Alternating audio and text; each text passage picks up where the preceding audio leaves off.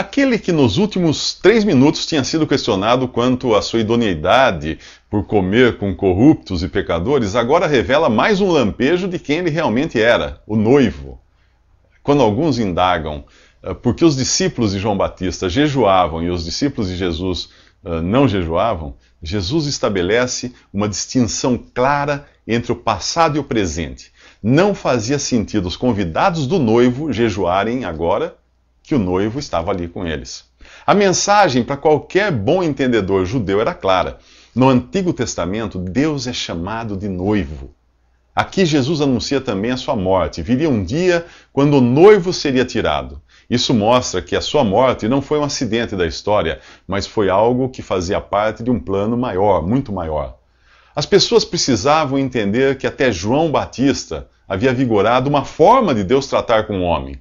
Até então, o homem tinha sido provado sob a lei que foi dada para Moisés, e tinha ficado claro que ninguém seria capaz de ser salvo obedecendo os mandamentos, ninguém conseguia. Ali agora estava o único capaz de obedecer, Jesus, o Filho de Deus, que estava também prestes a trocar de lugar conosco. Ele se colocaria no lugar que nós merecíamos estar, sob o juízo de Deus e na morte, e nos colocaria no lugar que ele tinha por natureza e que nós não merecíamos ter, o céu. Mas não seria possível fazer isso, ou não seria possível você receber isso, misturando a velha forma de Deus tratar com o homem, a lei do Antigo Testamento, e a nova maneira agora, a graça, ou favor imerecido.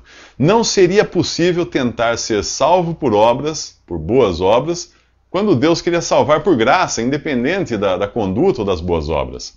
Tentar misturar as coisas seria, daqui para frente, como costurar remendo de pano novo em vestido velho. O rasgo ficaria ainda maior. Ou então, como guardar vinho novo, ainda fermentando, ainda em fermentação, em sacos de couro velho, os odres.